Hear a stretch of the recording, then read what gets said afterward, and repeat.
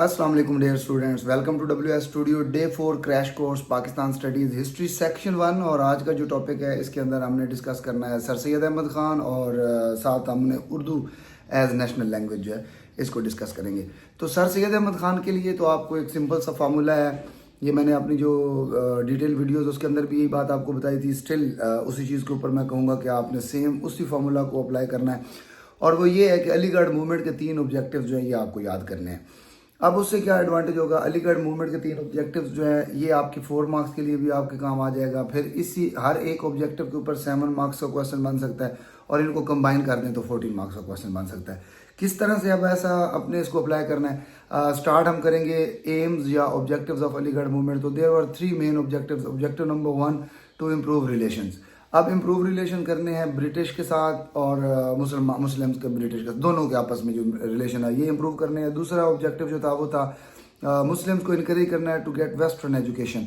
And third and last objective was कि आपको Muslims को जो है Muslims of the subcontinent जो है उनको पॉलिटिकल अवेयरनेस देनी है। तो ये 3 ऑब्जेक्टिव जो थे ये अलीगढ़ मूवमेंट के ऑब्जेक्टिव्स थे, और इन्हीं के ऊपर जो है पूरा यूनिट जो है ये डिपेंड करता है। और हर एक के ऊपर 7 मार्क्स का क्वेश्चन जो है वो बन सकता है। जैसे कि why did sir Syed want to improve relation with British.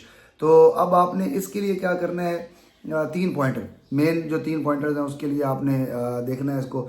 अच्छा, अब किस तरह से कन्विंस किया ब्रिटिश को। पहले नंबर पे तो आपने कहना है जी लॉयल माउंटेन ऑफ इंडिया, ये सीधा एक पैरा बन सकता है। कॉजेज ऑफ इंडियन रिवोल्ट ये दे सकते हो आप। फिर वो जो वर्ड नुद्रा है उसकी जो इंग्लिश मीनिंग जो थी यानी कि हेल्पर हैं, तो आपस में एक दूसरे को सेम पेज पे लाने के लिए जो है ये बड़ा एक इम्पॉर्टेंट रोल जो है वो परफॉर्म किया, और कहा कि ये आपके इन्वेडर नहीं है, आपके हेल्पर हैं, आप मिल के काम करें। इस तरह ब्रिटिश और मुसलमानों को जो है एक पेज पे लाने के लिए बहुत ही इंपॉर्टेंट रोल जो है वो इन्होंने परफॉर्म किया। मुस्लिम्स को कैसे कन्विंस किया उसके लिए पहला पॉइंटर तो आएगा विलियम मोर जो है उसने एक बुक लिखी थी लाइफ ऑफ प्रॉफिट, तो उसके अंदर कुछ करेक्शन की और एड्रेसेस ऑफ सर सैयद के नाम से बुक जो है वो लिखी। फिर दूसरे नंबर पे similarities between Christianity and Islam जो है इसके ऊपर बुक लिखी, और ये एक पॉइंट रह सकता है। और तीसरे नंबर पे ब्रिटिश इंडियन एसोसिएशन, जिसमें दोनों कम्युनिटीज़ को आपस में लाने के लिए बड़ा इंपॉर्टेंट रोल जो है वो परफॉर्म किया। अच्छा, अब ये सारी चीज़ें जो हैं ये आपके बन सकता है 3 पॉइंटर के साथ मुस्लिम को कन्विंस करने का पॉइंटर। और अब हम आ जाते हैं वेस्टर्न एजुकेशन के लिए। तो वेस्टर्न एजुकेशन के लिए जो पहला पॉइंटर है वो तो सीधा साधा आपने वो लिख देना है कि तहजीबुल इखलाक एक जर्नल था। इस जर्नल को जो है वो इंट्रोड्यूस किया गया ताकि मुसलमानों को इनकरेज किया जाए कि वो वेस्टर्न एजुकेशन जो है वो लें। इसके बाद साइंटिफिक सोसाइटी का रोल जो है वो बता देना है। फिर मदरसा में दोनों आपने गाजीपुर और मुरादाबाद जो है ये बताना है। फिर इनका जो स्कूल था MA स्कूल, फिर वो हाई स्कूल बना, फिर वो कॉलेज बना, ऑक्सफोर्ड और कैम्ब्रिज जैसे सिलेबस जो है उसके अंदर लाया गया।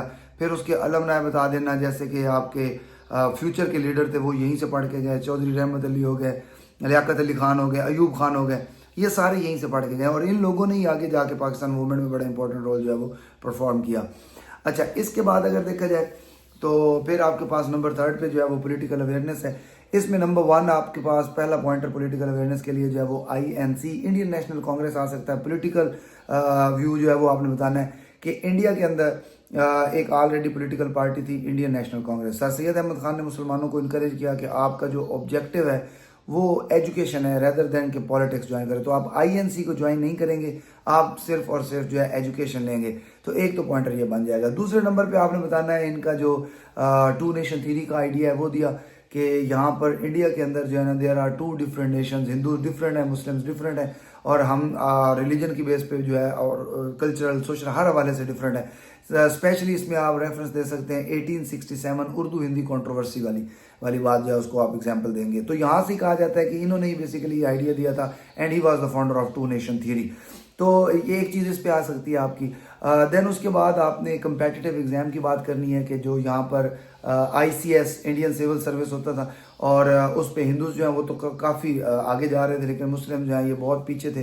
तो उसकी रीज़न आपने बताई कि आप एग्ज़ाम नहीं देते हो, तो इसके लिए भी बड़ा इंपॉर्टेंट रोल इन्होंने परफॉर्म किया।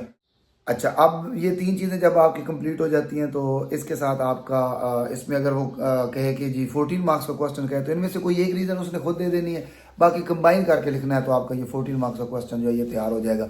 तो ये हर एक पे सेपरेट, जैसे मैंने बोला 7 का भी बन सकता है, और कंबाइन करने से 14 का भी बन सकता है, और 4 मार्क्स का जो है वो ऑब्जेक्टिव के नाम से पूछ सकता है।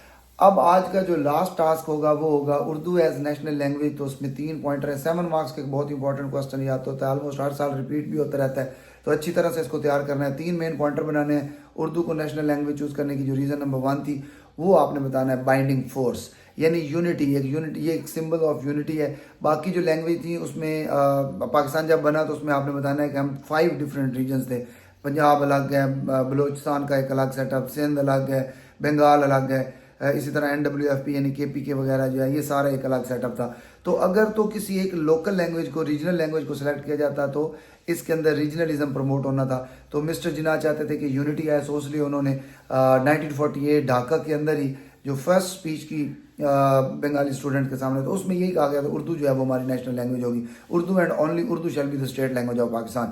اس کے علاوہ نمبر 2 پہ آپ نے اس کا رچ لٹریچر لکھنا ہے کہ اس کے لٹریچر بڑا رچ ہے. اس کے اندر پوئٹ تھے, اس میں آپ نے بڑے امپورٹنٹ لوگوں کے نام جیسے علامہ اقبال, غالب, میر تقی میر, اس کے علاوہ مولوی عبدالحق کا نام لکھیے گا, امیر خسرو کا نام لکھیے گا. سو اس طرح ایک لٹریچر پہ دے دینا ہے, اور ایک پیرا جو ہے وہ آپ نے دے دینا ہے اس کا جو ہے ہسٹوریکل بیک گراؤنڈ, جس کے اندر آپ نے پاکستان موومنٹ کا رول, اردو ہندی کنٹروورسی کا رول, اسلامک باتیں بھی بتانی جیسے کہ اس میں قرآن کی ٹرانسلیشن, احادیث سیاستہ کی جو ہے ٹرانسلیشن, اور پھر یہی وجہ ہے کہ اس کو جو ہے جو پاکستان کے کانسٹیٹیوشن تھے اس کے اندر جو ہے تینوں کانسٹیٹیوشن کے اندر 56, 62 اور 1973 کا جو کانسٹیٹیوشن ہے اس میں اردو کو ہی ایز اے نیشنل لینگویج جو ہے وہ سلیکٹ کیا گیا.